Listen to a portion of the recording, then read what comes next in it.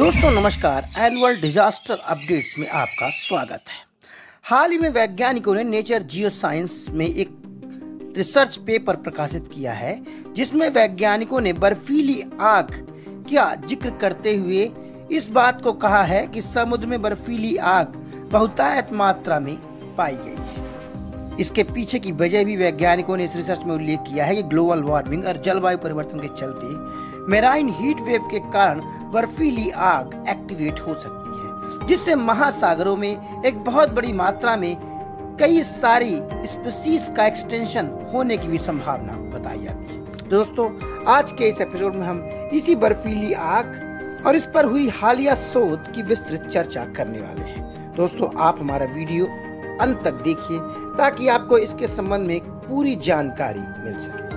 अगर आपने हमारा चैनल अभी तक सब्सक्राइब नहीं किया तो इसे सब्सक्राइब कर लें ताकि फ्यूचर में आने वाली सभी वीडियो अपडेट्स आप तक पहुंचती रहें। ग्लोबल वार्मिंग और क्लाइमेट चेंज के कारण वायुमंडल सहित समूचे पृथ्वी में ही मौसम में भारी बदलाव देखा गया है। अभी तो दुनिया को जलवायु परिवर्तन के दुष्प्रभाव वायुमंडल में ही दिखाई दे रहे हैं, जिससे दुनिया के कई सारे शहरों में हीट डोम और पोल्यूशन चैम्बर जैसी समस्याएं देखने को मिल रही हैं। इसी को लेकर हाल ही में नेचर जियोसाइंस में वैज्ञानिकों ने एक बड़े खतरे की ओर इशारा किया है, जो कि महासागरों में जमी हुई मीथेन, जिसे बर्फीली आग भी कहा जाता है। दोस्तों आपको बता दें कि महाद्वीपीय इलाके में जो वहाँ पे स्लोप्स होते हैं उनके किनारे पर आकर इस तरह की बर्फीली आग जमा हो जाती है, जिसके कारण अगर इसमें आग लग जाती है तो वहाँ पर रहने वाली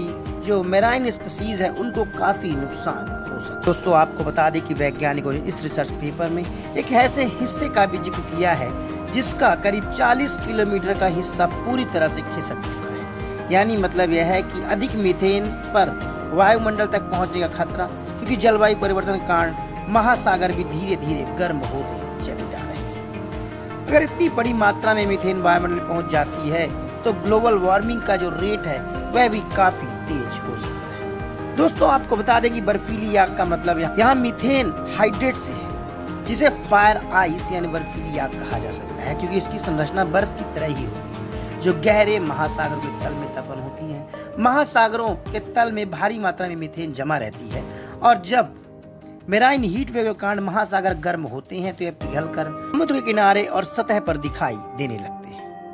इसी को लेकर न्यू कैसल यूनिवर्सिटी के वैज्ञानिकों ने एक बड़े खतरे की ओर इशारा करते हुए कहा कि इस क्षेत्र में महासागर के महाद्वीपीय ढाल से निकल रहे इस तरह के मीथेन हाइड्रेट जलवायु परिवर्तन को काफी नुकसान पहुंचा सकती है।